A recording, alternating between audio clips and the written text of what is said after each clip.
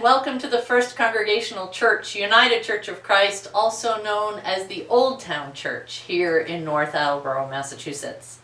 My name's Pastor Kelly, and I am so glad that you've come to our historical tour today to hear not only about the history of our church, but how it's tied to the history of the Attleboroughs. I have two friends that will be helping us today, Mrs. Carolyn Cretion and Mr. Edmund Clavette, who are both longtime members of our church and who are very excited to share our story with you today. Look up in the balcony and you're going to see a blue banner up there. At the top it says 1712. Below it says Old Town. There's a picture of our steeple, and underneath that it says First Congregational Church, UCC. Below that is North Attleboro, Massachusetts. Now 1712 is the year that we were organized.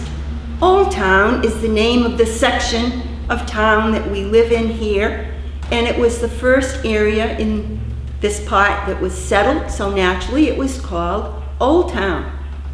The name of the church is First Congregational Church, and UCC stands for the United Church of Christ, which is the denomination that we belong to.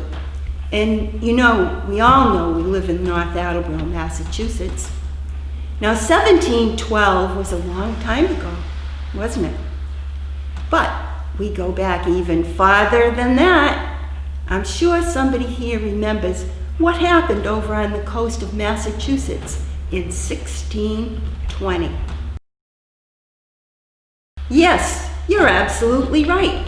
It was the Pilgrims. The Pilgrims landed in Plymouth, Massachusetts, and supposedly stepped out on Plymouth Rock. And I bet a lot of you have been there to visit. Now, 23 years after that, people started moving out of Plymouth and starting other little settlements. Some of them were living a little bit north of Plymouth in a town named Weymouth. Now, back then, you had to have a town and you had to have a meeting house. You couldn't have one without the other. And so the people living in Weymouth were not happy with how things were going in their town. They were not happy with how things were going in their church. And so guess what? They decided they were just going to up and move away and find a new place to live. Do you think that would have been easy? No. You're right, it wasn't easy. They didn't have any roads to travel on. They didn't have any fast ways of traveling. They couldn't just jump in the car and zoom away. They left Weymouth under the leadership of their minister, whose name was Samuel Newman, and they probably traveled either on horseback or maybe even walking. And they traveled for many days through the forests, probably following trails left by either Native Americans or even maybe animal paths, until they came to a spot that's not too far away from here. It's probably, I don't know, maybe 8 or 10 miles away. And they came to a place that had nice flat land, and they decided that would be a good place to settle. The reason they decided that was the land would be good for growing crops. They were close to a river, so they had a good supply of water, and they were all set. Now, where they landed was what we call today Rumford, Rhode Island. And Rumford is in a spot where a lot of the highways come together, and if you go through Rumford, you'll see a little white church that looks very much like this one, and it's called the Newman Congregational Church, named after Samuel Newman, who was their leader. So people started spreading out, making other little villages, and some of the people even came up right into this area where we live and where we are this morning or today, and they settled here. Now, back then, I told you they had to have a town and they had to have a meeting house. So they were all set. They had their town, but they didn't have a meeting house. So back in that time, they had to travel all the way back to Rumford, which was 8 or 10 miles. Very difficult, especially in the wintertime when it would be cold and snowy and icy. So in 1710, they asked for permission to have their own meeting house right here in Old Town. Now they got permission, and they started to build across the street from this building we're in today, probably in the area where the schoolhouse is now. It was very, very small. It took them 4 years to build. Think about it. 4 years. And by the time they finished building, guess what? They had already outgrown it. They had so many new families coming. So immediately, they started making plans to build a second meeting house. In 1729, they built a bigger meeting house on this same side of the road, a little bit farther down to the south of this building that we're in today. And they used that for about 100 years until it became unsafe. Why do you think it became unsafe? Lots of ideas out there. I can see the wheels turning. But you know how wood is. It doesn't last forever. After a while, it can get weak. It can rot. Maybe storms came and damaged the building. There's even evidence that back then, there could have been an earthquake in this area. Maybe that contributed to it. But it was declared to be unsafe, and it was condemned. So, guess what? You're right. They had to build another meeting house. And in 1828, they started to build, or they did build, the one that we're in today. And we're going to tell you about that one too. Well, in 1828, the church was done. It was dedicated. People started using it all the time. And you know, when you came in this morning, and did you notice anything unusual about the seating arrangement in here? Where was the front of the church when you came in? We're usually called the backwoods church. And the reason we're called the backwoods church is usually when you come into a church, you look straight ahead and there's the front of the church. But you came in through the doors, you sat down in a pew, and where was the front of the church? Oh, it's back here. You had to turn around and look up here, and here's the front of the church. Well, there's a reason why we're the backwoods church. And I'm sure maybe you have a lot of ideas about why it's the backwoods church, but there's only one answer. People back then were very afraid. Now, why would they be afraid? They were afraid that they could be under attack. Attack, you say? Back in 1828? Who would attack them? Well, you know what? It goes back beyond 1828, and in the early records, it tells about they were afraid of attack by our friends, the Native Americans. They weren't our friends always. They also had other enemies, and they were called, guess what they were called? Unfriendlies. Do you have any unfriendlies in your life? Maybe you do. But guess what? They built their first meeting house facing the door because they were afraid of being under attack. They built the second meeting house because they were afraid of being under attack. They built the third meeting house because they were still afraid. And do you think there were still Native Americans around who would attack in 1828? We have lots of other unusual things in here too. I'm sure that you've looked at the windows And if you look at the glass in the windows, focus your attention on something outside, like a tree or a car or whatever is out there that catches your eye. Look at it closely. Is it very clear? No. Is it swirling? Sort of. Is it blurry? Yes. Does it look like you're in a fun house? Yes, it does. And the reason is, it's the old-fashioned, hand-blown glass that they used in the windows. It's not nice and clear like the glass in our homes today. And while you're looking at the windows, you might notice that they had ways to keep warm. They had shutters on the insides of the windows. Now, in most homes, where are the shutters? Oh, you're right, they're on the outside. Well, what's going on here? Why are these on the inside? Because if it was stormy, cloudy, cold, they would close the shutters to keep the cold and the dampness out. If it was nice and sunny, they opened them up and they let the sun come in to help warm things up. Okay, the men and the women had to keep themselves warm. I told you they closed the shutters if they were having a cold, cloudy day. But back in the day, they didn't have to travel anymore back to Rumford.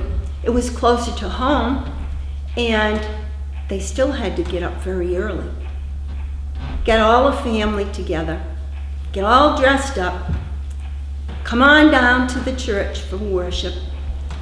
Now, everything was very different back then than it is today. People were not allowed to work on Sundays. They couldn't play on Sundays. They couldn't visit on Sundays. Couldn't do much of anything. Couldn't even cook on Sundays. The ladies had to do all of their cooking on Saturdays, so they would have all of the food ready for Sunday.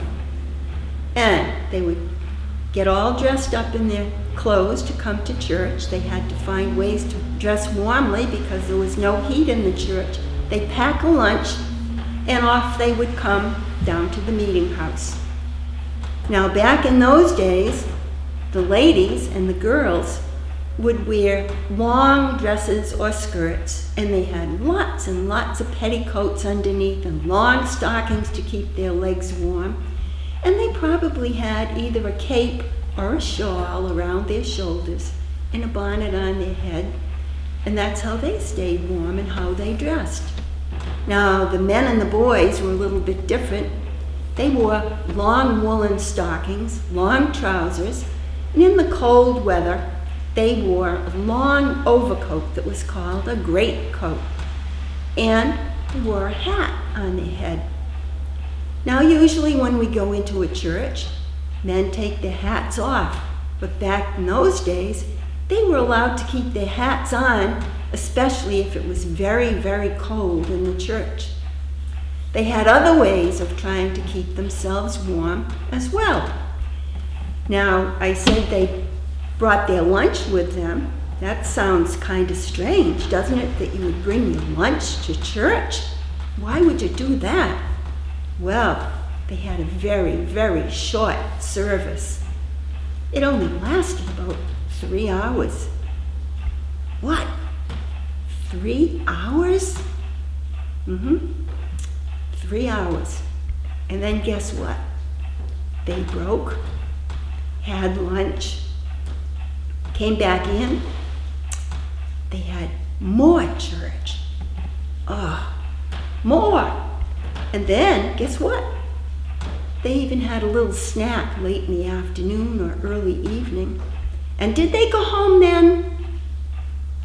No, you're right, they didn't.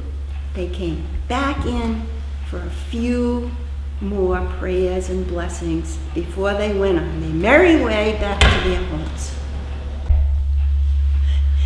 I told you how the girls and the men and the boys and the ladies all had to wear warm clothing so they would be warm because there was no central heating in the meeting house. They also had shutters on the inside of the windows, but they had these little doors on the ends of their pews, and they would close those doors to keep the drafts away from their feet. And you'll notice that there are numbers on the ends of the pews, and we'll tell you about that in a few minutes. Meantime, I have something else to show you. Do you know what this is? Good. Some of you do know that it's a foot warmer and not a lunchbox like somebody guessed that it was. And a foot warmer was something that they brought along with them to keep their feet warm. And no, they didn't put their feet inside of it, but they opened up the little door and they put hot coals inside of it. And then they would bring this wherever they were going and put it down on the floor near them, and the heat would come out from these little holes and help to keep them warm. Now, they also had something else to keep their feet warm. They had footstools. Now, the footstools would be down on the floor, and they would put their feet up on top of the footstool. Supposedly, it would help to keep their feet warm. But you know what? If the floor was cold, don't you think the footstool would be cold too? Yeah, but that's what they did. And underneath a lot of these footstools, there were names. I hope I've got it right. This way. Underneath this one is the name Barrows. Now, underneath a lot of these, there were numbers. Maybe it was the number of the pew, or there were initials. Back when this building was built in 1828, people did things that we wouldn't think of doing today. They actually bought their pews. Now, if you think of buying property, buying a house or a piece of land, you get a legal-looking piece of paper called a deed. Well, guess what? When they sold the pews, they got a deed to it also.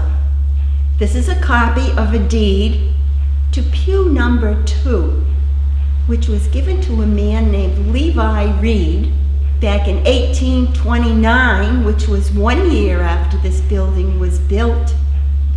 And what it meant was he paid $121 for it. Imagine that, just for a little pew. What it meant was that as long as the Reed family came to this church, they were entitled to sit in pew number 2. If your name was Clavette or Tebow or Cretion or Smith or Brown or Jones, do you think you could sit in the Reed pew? No. The Tithing Man would be here at the services, and he wouldn't let you sit there. If you didn't own your own pew, probably at the back of the church there might have been some pews that no one owned, and so probably that's where you would end up sitting. Now, we haven't talked much about the Tithing Man. I like to say that word tithe. Kind of tickles your mouth. Do you know what tithe means? Most people don't. It means that they gave 1/10 of what they had to help support the meeting house. And remember what I said a little bit ago? They couldn't have a meeting house without a town. Well, they had to support both of them.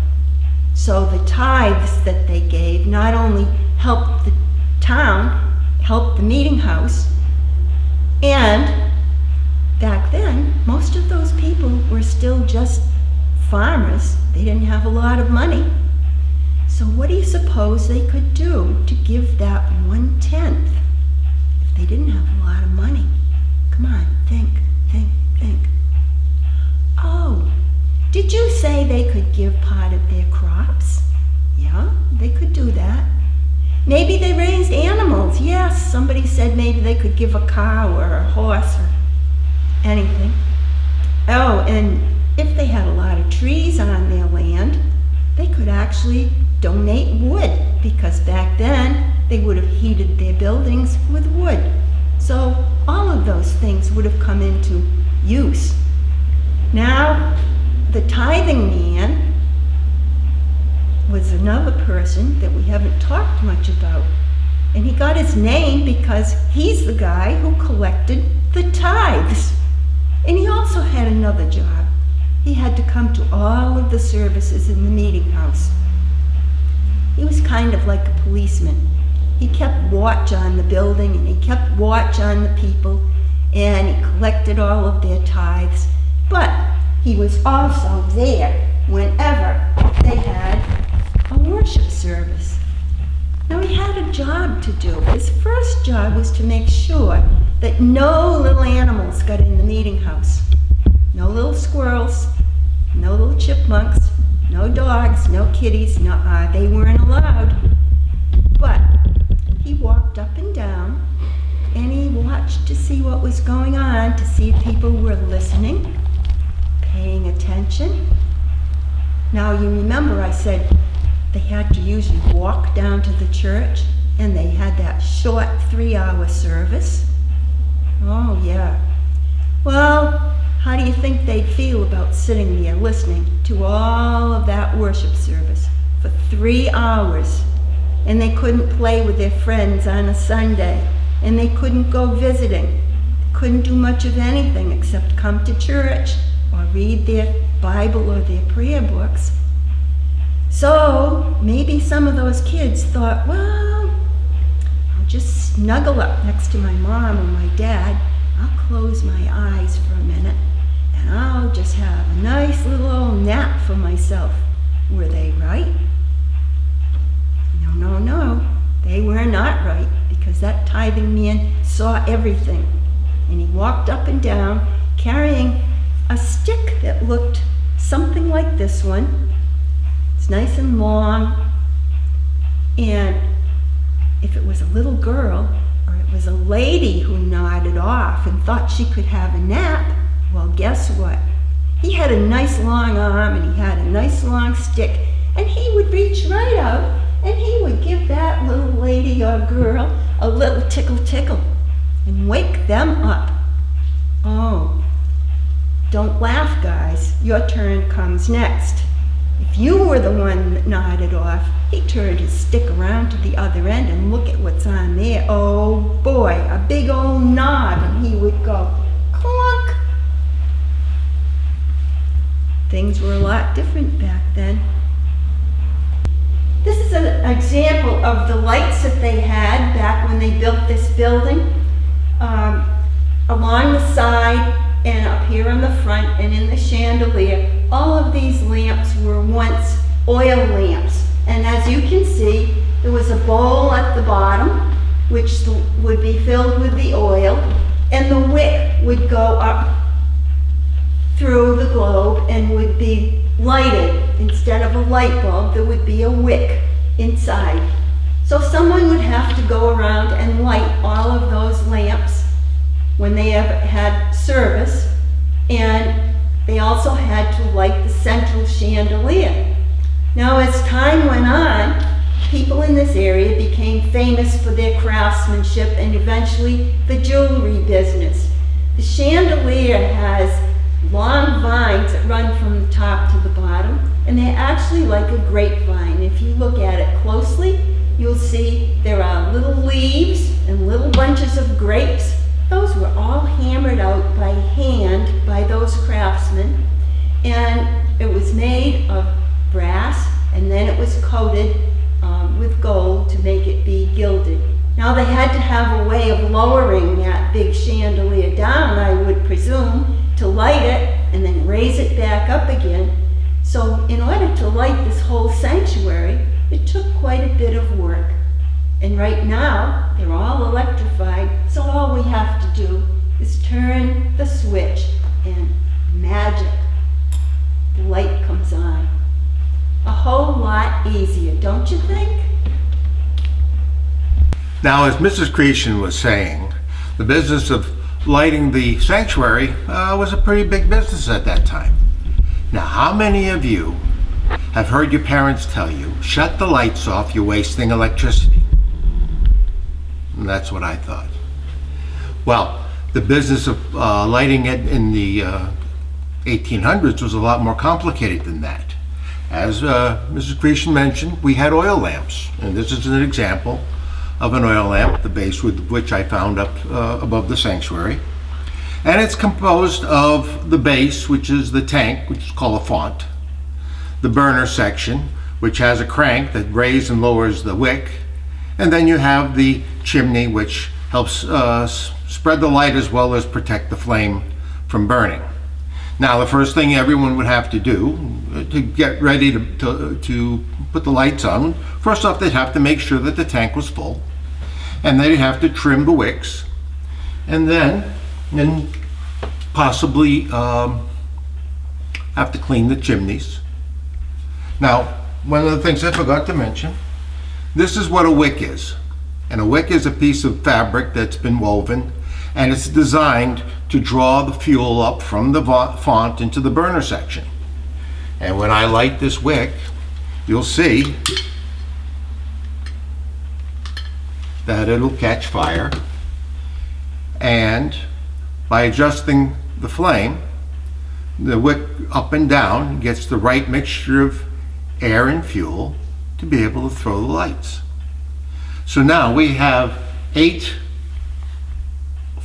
of these burners along the side of the sanctuary. We have another 6 of them in the chandelier, plus another 4 of them up on the altar. So to light them and then to go around and put them out is quite a bit of business, because you'd have to go along and blow them out. Plus, at that time, about the 1850s, a gallon of kerosene would have cost about 50 cents, which is equivalent to about $50 in today's money. So as I said, the business of lighting the sanctuary for service was quite a complicated affair.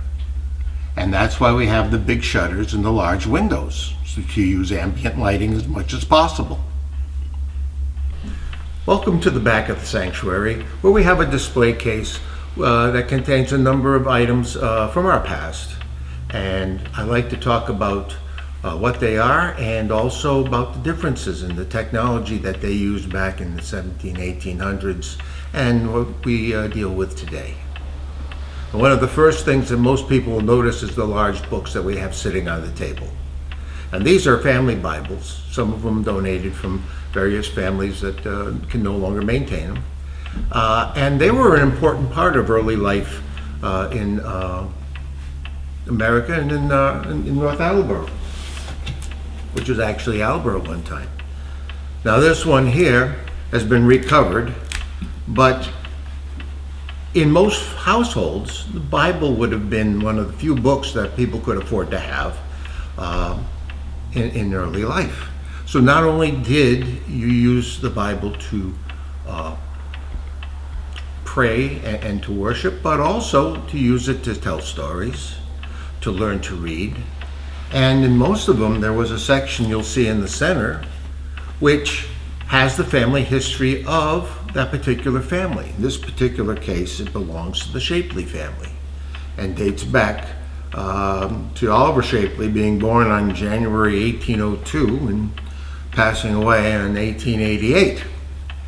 So in most households, this was the Ancestry.com of the 19th century, because it recorded births, deaths, marriages, baptisms, anything significant in that family's life.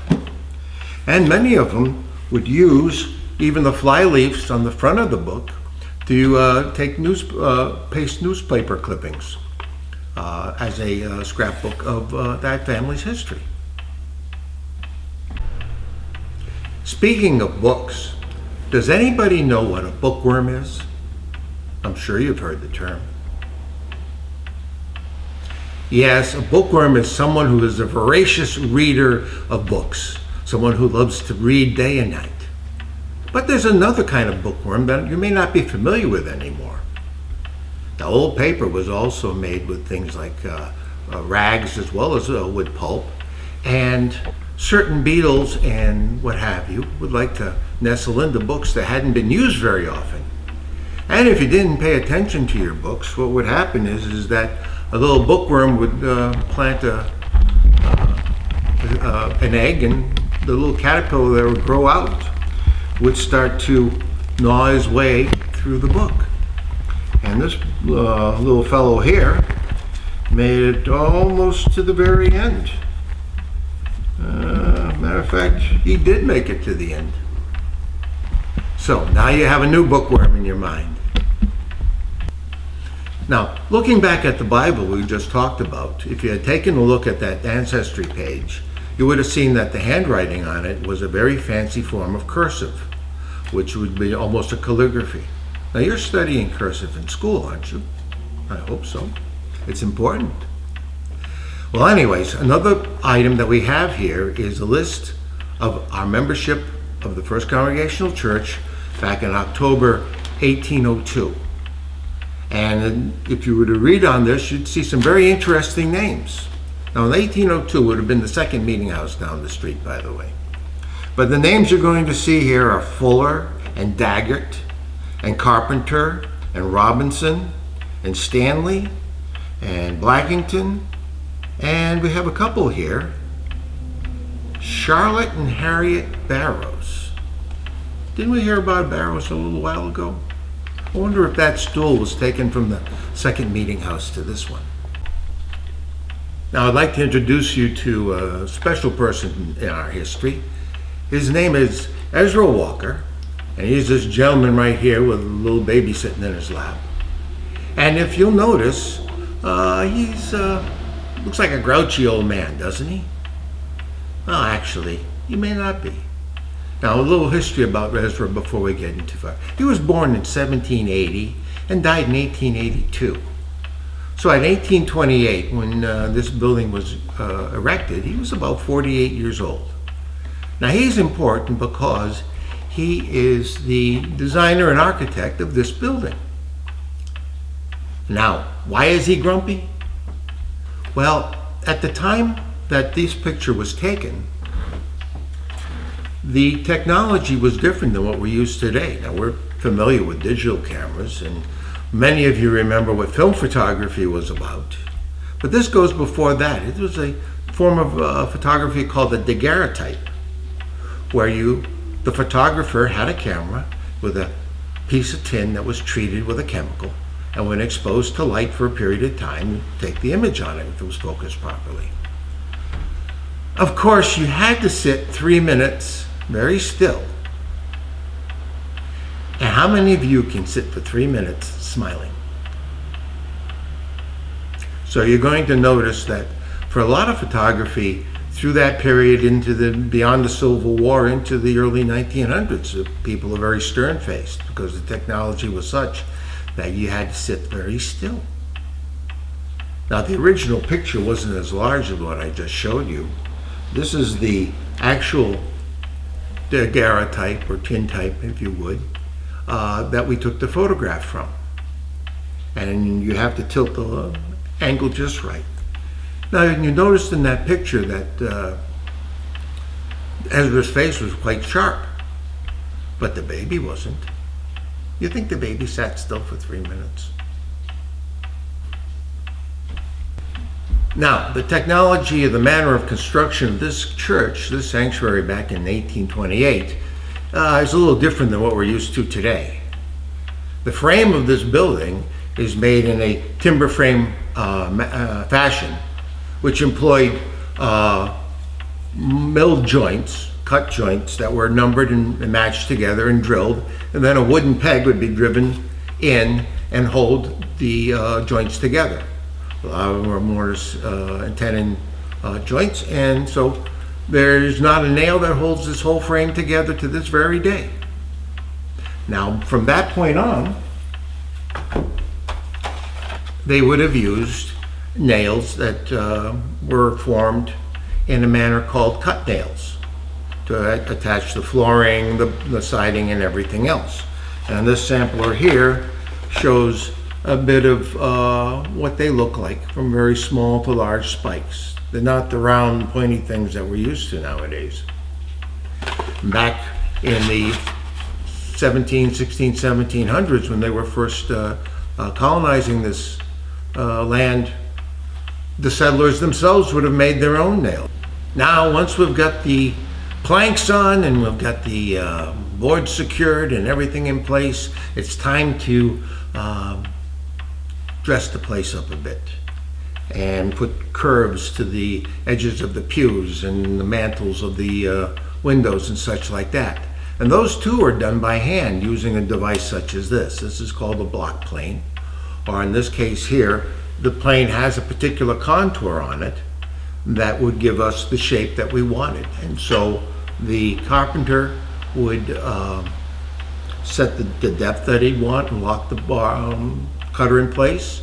He'd put his piece of wood into a vise, and then he'd shave away until he got the particular shape that he'd wanted. And that's how the finished work would have been done in the sanctuary. Another person of interest in the history of our church is this gentleman over here. This man is Reverend John Whitehill, and he served this church from 1869 to 1921. That's 52 years serving not only this church but this community. He served when we were Attleboro as well as North Attleboro. He was part of our state legislature, and he served on the church committee and the school committees because he thought that education of our young people was very important, and he was instrumental in helping start many of the schools in the neighborhood. And when he passed away in 1921, the congregation held him in such high regard that they erected a plaque in his memory on the front wall of the sanctuary. As Mrs. Creation mentioned, the Tithing Man was responsible for a lot of things in the church, taking care of making sure the sanctuary was empty of all critters before the service started, making sure we were all awake, and also collecting the tithes. But he was also responsible for a lot of other things. One of them might have been securing the church after service was done. Now, the technology at the time was used a lock like this on the inside of the front door on the south side of our church. And as you can see, it's a large wooden lock with metal strappings and a metal backing and work inside there. It works inside this. How it operated was there was a big bolt on the end, square, and it would come out into a socket on the other door to keep it locked. Now this particular lock was made and patented, I should say, in 1818 by George Winfield Robinson. And it's a special lock because the key that used to open it was designed to prevent picking, because it was a two-piece key, double flag key. And so when the person opened the door, they would put the key in. First they would turn this tab, and that would unlock the bolt. Then they would turn the big portion of it, and that would drive the bolt in or out of the socket. And then they would lock this back down and lock the bolt in the new position. And so it couldn't be picked. Yeah. Well, that's just some of the things we have in our cabinet back here. Along with that, you'll find things like other copies of pew deeds, a communion set donated by the Draper family, and some wood carvings of birds and stuff made from pieces of our sanctuary's steeple when we replaced it, as well as some birds from one of our members, Conrad Morell. This is the back gallery of the church, where we have our organ, as well as where our choir would perform. Now this particular organ here is a tracker action organ made by the George Stevens Organ Company of East Cambridge, Massachusetts. And it was made approximately around 1860, 1865.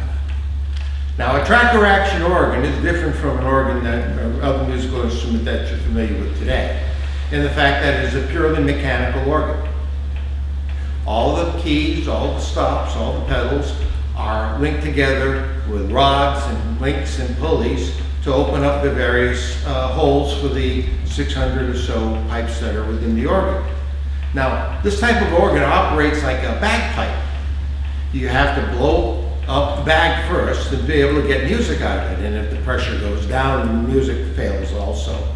Well, this has a big bellows in the bottom part of this, and up until about the 1920s, a young man would have to go on the far side of the organ and with a handle pump up the bellows and keep the air pressure up so that the organist could perform.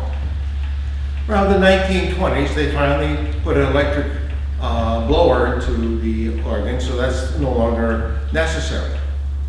Now, if you listen, Pastor Kelly is going to turn on the blower. You'll hear the bellows fill with air, and then she'll demonstrate the sound of our organ.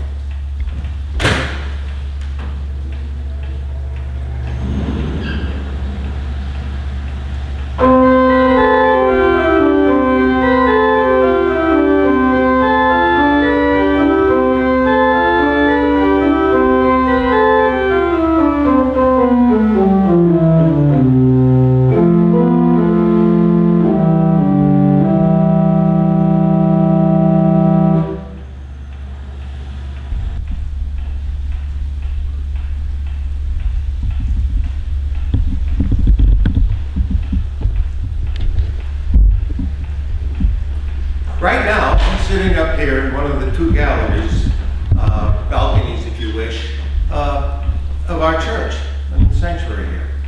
And we affectionately refer to them as the cheap seats. If you were sitting up here right now, you'd notice that the pews are a little straighter, and they're a little bit more narrow, and they're not nearly as comfortable as sitting in the sanctuary down below. Most of the time, back in history, these seats would have been reserved for visitors, also the servants and slaves of the landowners who are down below. And of course, while we're sitting here listening to our wonderful long service, our minds tend to wander. And if you were to look at the back wall of the gallery here, you'd notice certain initials carved in from one of the occupants here from the bygone days. Okay, so now we're in the front of the church again on the second level in a place that we refer to as the Gold Room. And to give you an idea of where we are, this picture of the church is you would have come in through the front door at the ground level. And right now we're standing about right there on the second level of the church. Now the reason I'm showing you this picture is because we're going to talk about the church's bell. Now the actual bell is located in this section of the steeple right here, the bell tower. Now our bell was built in 1828, or made cast I should say in 1828. At the same time of the construction of this building by the Handel Holbrook Foundry of Medway, Massachusetts. Now our bell is a 1,000-pound bell, and it's made out of a combination of 80% copper and 20% straight block tin. Pardon the thing there.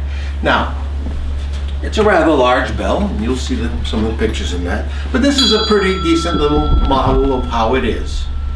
The bell itself is shaped very closely to this with a cradle on top and a big wheel on the side. Now a rope is attached to the wheel and it comes down to where we have it right here. And when I tug on that rope, the bell rocks, the rope rocks the bell back and forth. Now the bells serve a very important purpose in early life of our church, in that, consider back in the 1800s, you didn't have telephone, you didn't have television, radio, means of communication. So along with ringing the bell to start and end church, you might ring it for special occasions like a wedding or a funeral.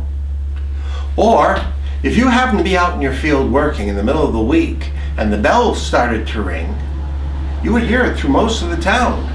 And being unusual, it would probably be a call to come and assemble and find out what goes on, because not only was this our church, this was our meeting house, our center of government at that time.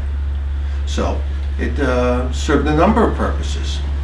Now, to move a 1,000-pound bale, you would imagine that it's very difficult. Well, you have to grab firmly and pull. Not very hard at all, because that big wheel that was attached to the side gives you all the mechanical leverage you need to move a 1,000-pound bale on its pivots. Of course, we have to be careful we don't pull too hard or it'll flip it right over and then it won't pull right. Now, when the deacons would go up to ring the bell, sometimes they would take their children along. And so, if the children were good, they would let them grab the rope. And so the child would wait, and when it was the right time, he'd grab it and it would pick him right up off the floor. Doesn't do that well with me anymore. We're glad you're able to come today and see what we have and to hear the stories that we were able to tell. There's so much more to see. We have so many old things here, and we just want you to remember that we're not a museum. We're a church, and there's lots of events going on here in Old Town all the time. If you'd like more information about our church, you can go online to oldtownucc.org. Bye. Bye.